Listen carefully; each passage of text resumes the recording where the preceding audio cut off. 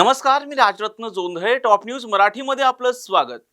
संतोष देशमुख हत्या प्रकरणात रोज नवनवीन ट्विस्ट येत आहेत. असाच एक धक्कादायक ट्विस्ट चक्क एसआयटीनं समोर आणलाय.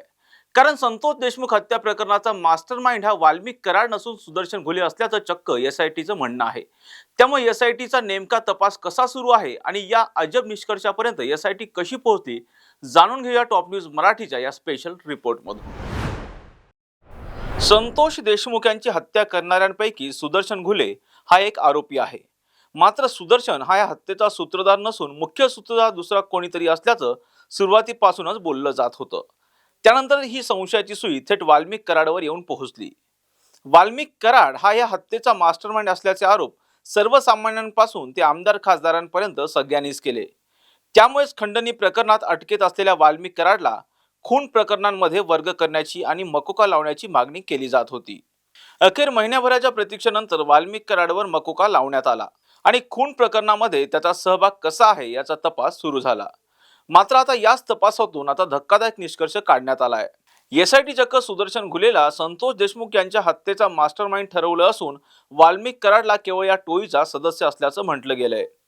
कारण संतोष देशमुख यांची हत्या ज्या प्रत्यक्ष आरोपींनी केली त्या सुदर्शन घुले हा प्रमुख आरोपी होता.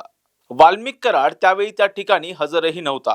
त्यामुळेच या प्रकरणाचा मास्टरमाइंड वाल्मिक कराडऐवजी सुदर्शन घुलेला करण्यात आला असण्याची शक्यता आहे.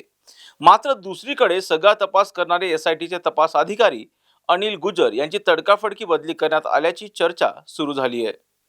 मात्र अनिल गुजर यांची बदली करण्यात आली नसून केवळ त्यांच्याकडचा तपास हा दुसऱ्या तपास अधिकाऱ्यांना देण्यात आला आहे.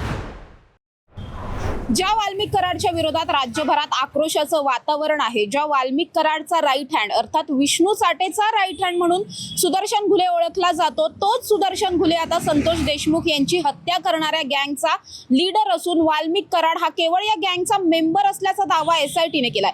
या सगळ्या दाव्याच्या नंतर मोठा वादंग उठल्यानंतर आता अखेर हा सगळा एसआयटीचा जो तपास आहे तो एसआयटीचे जे तपास अधिकारी होते अनिल गुजर यांच्याकडून काढून घेऊन किरण पाटील यांच्याकडे दिलेला आहे. किरण पाटील यांच्याकडे आता खून आणि मकोका असे दोन्ही तपास असणार आहेत, तर अनिल गुजर यांच्याकडे केवळ खंडणीचा तपास जो आहे तो इथून पुढे असणार आहे. दरम्यान या सगळ्या प्रकरणानंतर आता एसआयटी या सगळ्या निष्कर्षापर्यंत कशी पोहोचली, एसआयटीकडे नेमके कोणते पुरावे होते आणि मुद्दाम जाणून बुजून सुदर्शन घुलेला अडकवून वाल्मिक कराडला कुठेतरी सोडण्याचा प्रयत्न केला जातोय का, असे सगळेच प्रश्न आता उपस्थित झालेले आहेत. त्याचबरोबर नवे जे तपास अधिकारी आहेत अर्थात किरण पाटील हे नेमका कोणता तपास करणार, त्यांच्या तपासाकडे सध्या सगळ्यांच्याच नजरा लागलेल्या पाहायला मिळतात. कॅमेरा पर्सन निलेश सह Samruddhi Jadhav, top news Marathi, Pune. Tours and travels विश्वातील एक विश्वसनीय नाव मँगो हॉलिडेज घेऊन आले आहेत धम्माल फॉरेन टूर्स खास तुमच्यासाठी. एक्झॉटिक युरोप 17 रात्री 18 दिवस, साऊथ आफ्रिकन सफारी 9 रात्री 10 दिवस, नॉर्दर्न लाईट्स 8 रात्री 9 दिवस, दुबई अबुधाबी 5 रात्री 6 दिवस, व्हिएतनाम कंबोडिया 8 रात्री 9 दिवस. तर आजच आपली सीट बुक करा आणि आपल्या फॉरेन टूर्स मेमोरेबल करा. मँगो हॉलिडेज म्हणजेच अविस्मरणीय सहलीचा अनुभव. मँगो हॉलिडेज, चौथा मजला, स्वोजिस कॅपिटल अतिथी रेस्टॉरंटच्या वर, लॉ कॉलेज रस्ता, पुणे 4. संपर्क पुणे 83 839 505 किंवा 80 80 81 74 54.